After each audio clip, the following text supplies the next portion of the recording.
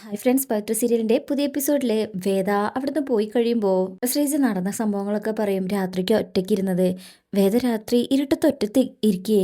അപ്പൊ ശ്രീജ പറയും, അതെ, വേദയ്ക്ക് എന്തോ സംഭവിച്ചിട്ടുണ്ട്, നമ്മളോട് അവളത് പറയാത്തതാ. വിക്രം പറയും, അത് കണ്ടുപിടിക്കണല്ലോ. എങ്കിൽ ശരിയെടുത്തേ, ഞാൻ ഇറങ്ങാ എന്ന് പറഞ്ഞോണ്ട് വിക്രം അവിടുന്ന് പോവാട്ടോ. അങ്ങനെ വിക്രം പോയി കഴിയുമ്പോണ്ടാവും വേദ ഇങ്ങനെ നടന്നു പോകുന്നത് കാണുന്നേ. അതായത് വേദ മറ്റൊരു വഴിയിലൂടെ വന്നിട്ടുള്ളത്.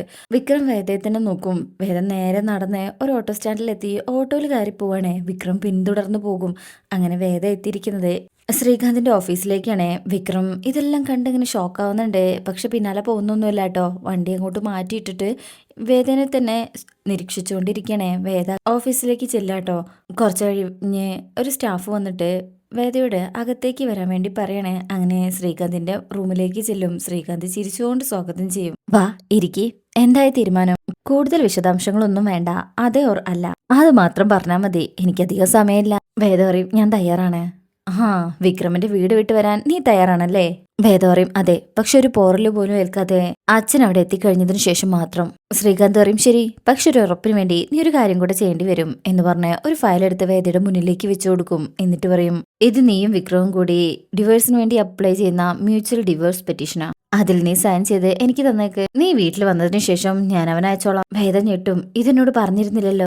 നീ വലിയ മിടിക്കാണെന്ന് എനിക്കറിയാം. ഒരിക്കൽ ഇതേ ഓഫീസിൽ വെച്ച് ഒരു കാര്യം നീ എന്നോട് പറഞ്ഞിരുന്നു. നിനക്ക് ഈ സ്ഥാപനത്തിലുള്ള അവകാശത്തിന്റെ കണക്കുകൾ പറഞ്ഞ് വിക്രം എന്റെ കസേരയിൽ വന്നിരിക്കാൻ പോകുന്നില്ല എന്ന്. അപ്പൊ അങ്ങനെ ഒരു സാധ്യത നിന്റെ ഉള്ളിലുണ്ടെന്ന് എനിക്ക് മനസ്സിലായി. അതും കൂടെ ആദ്യമേ അങ്ങ് ഒഴിവാക്കുന്നതല്ലേ നല്ലത്. ദാ ഇതില് സൈൻ ചെയ്യേ. വേദയ്ക്ക് നല്ല സങ്കടമാവുന്നുണ്ട്. കരഞ്ഞുകൊണ്ടാണ് ആ ഡിവോഴ്സ് പെറ്റീഷൻ പേപ്പറിൽ വേദ സൈൻ ചെയ്യുന്നത്. വേദ സൈൻ ചെയ്യുമ്പോൾ ശ്രീകാന്ത് സന്തോഷിക്കണേ. അങ്ങനെ സൈൻ ചെയ്ത് കൊടുക്കുമ്പോൾ ശ്രീകാന്ത് അത് വാങ്ങിച്ചിട്ട് വേദയെ നോക്കി ചിരിക്കും. വേദയ്ക്കും കഴിഞ്ഞോ?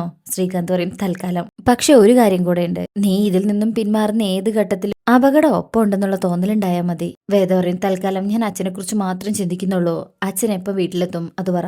ശ്രീകാന്ത് പറയും, പേടിക്കണ്ട, കുറച്ച് കൂടുതൽ ഉറങ്ങിയെന്നല്ലാതെ അയാൾക്ക് ഒരു കുഴപ്പമില്ല. നല്ല മെഡിക്കൽ ടീം തന്നെയുണ്ട് അയാളെ നോക്കാൻ. രാവിലെ തന്നെ അങ്ങനെ വീട്ടിലെത്തിയിരിക്കും. ഇത് കേൾക്കുന്നതും വേദ പിന്നെ ഒന്നും പറയാതെ അവിടുന്ന് പോവാണ്. അങ്ങനെ ശേഷം പിന്നീട് കാണിക്കുന്നത് വേദ തിരികെ വീട്ടിലെത്തുക കേട്ടോ. അതായത് വിക്രമിന്റെ വീട്ടില്.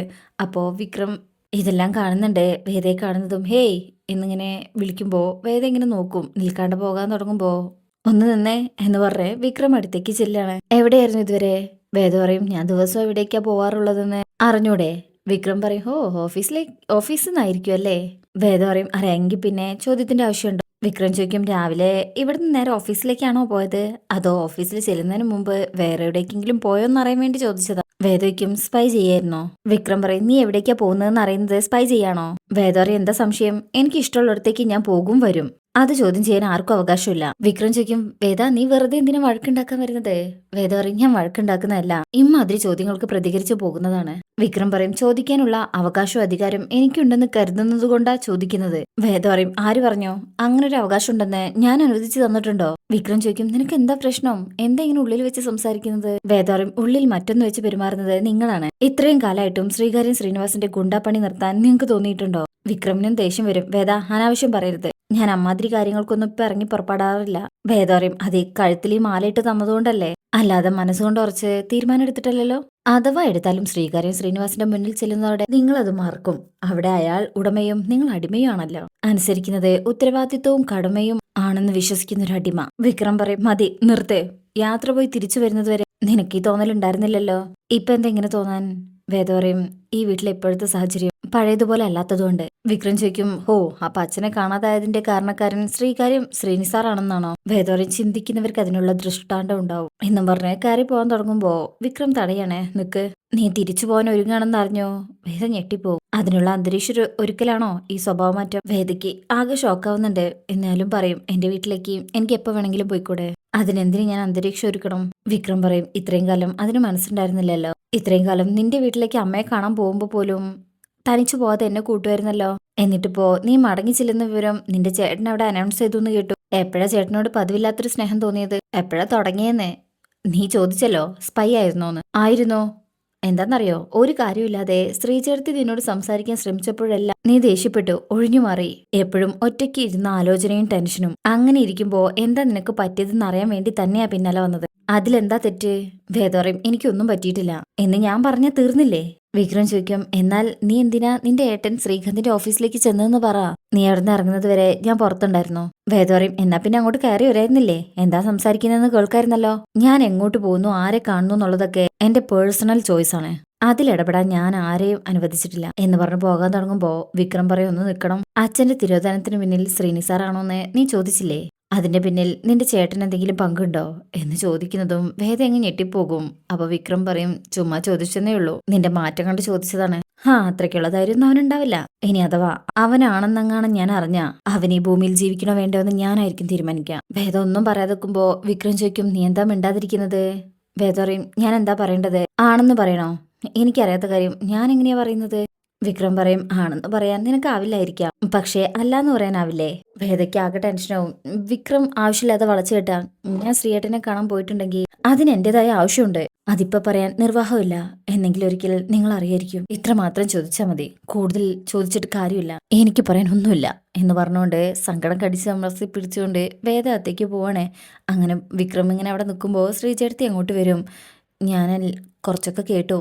വിക്രം പറയും, എനിക്കൊന്നും മനസ്സിലാവുന്നില്ല ശ്രീചേട്ടത്തി, നീ സമാധാനമായിട്ടിരിക്കേ, ഞാൻ സംസാരിച്ചോളാം എന്ന് പറഞ്ഞുകൊണ്ട് ശ്രീജ അകത്തേക്ക് ചെല്ലാട്ടോ. ഇതേ സമയം വേദ അമ്മയുടെ റൂമിൽ ചെന്നിങ്ങനെ സങ്കടത്തോടെ വല്ലാത്തൊരു മാനസികാവസ്ഥയിൽ അവിടെ ഇങ്ങനെ ഇരിക്കുമ്പോ അങ്ങോട്ട് ശ്രീജ വരികട്ടോ. വേദ മുഖം കൊടുക്കുന്നില്ല. വേദയുടെ ഉള്ളിലെ ഞങ്ങളോട് പറയാൻ പറ്റാത്ത എന്തെങ്കിലും ഉണ്ടോ? 2-3 ദിവസമായിട്ട് വേദയുടെ പെരുമാറ്റവും സ്വഭാവവും ഒക്കെ ഇതുവരെ കണ്ടതുപോലെയല്ല. മനസ്സിൽ എന്തോ വെച്ചിട്ട് പെരുമാറുന്ന പോലെയാ ഇപ്പൊ തോന്നുന്നത്. വേദ നോക്കുമ്പോ ശ്രീജ പറയും, ഇവിടെ വന്നിട്ട് ആദ്യമായിട്ട് ആ വേദ ഇങ്ങനെ പെരുമാറുന്നത്, അതുകൊണ്ട് പറഞ്ഞതാ. വേദ പറയും, മനുഷ്യർക്ക് എപ്പോഴും ഒരുപോലെ പെരുമാറാനാവില്ലല്ലോ ശ്രീജടുത്തേ. അത് ശരിയാ, പക്ഷേ ഇങ്ങനെ സ്വിച്ചിട്ടാ മാറുന്ന പോലത്തെ സ്വഭാവം വേദയ്ക്ക് മുമ്പ് ഉണ്ടായിരുന്നില്ലല്ലോ, അതുകൊണ്ട് ചോദിച്ചതാ. വേദയ്ക്ക് വേണമെങ്കിൽ ഒന്നും പറയാതിരിക്കാം. ഞങ്ങളോട് മിണ്ടില്ല എന്നുള്ളത് ഒരു വാശിയായിട്ട് എടുത്തിരിക്കുകയാണെന്ന് തോന്നുകയാണെങ്കിൽ മാത്രം. അതല്ലെങ്കിൽ വേദ മറുപടി പറഞ്ഞേ പറ്റൂ. ഈ വീട്ടിലെ വേദ ആദ്യമായിട്ട് അടുത്തത് ഞാനുമായിട്ടാ.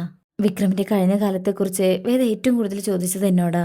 വേദയും വിക്രവും ഒന്നിച്ച് ജീവിക്കണമെന്ന് ഏറ്റവും ആഗ്രഹിച്ചിട്ടുള്ളതും ഞാനാണ്. ആ സ്വാതന്ത്ര്യം കൊണ്ട് ചോദിക്കണേ.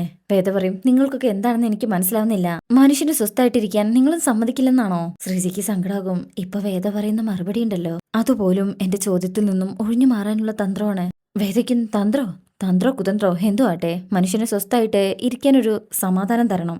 എല്ലാ ചോദ്യങ്ങൾക്കും എപ്പോഴും മറുപടി പറയണമെന്ന് നിർബന്ധമൊന്നുമില്ലല്ലോ.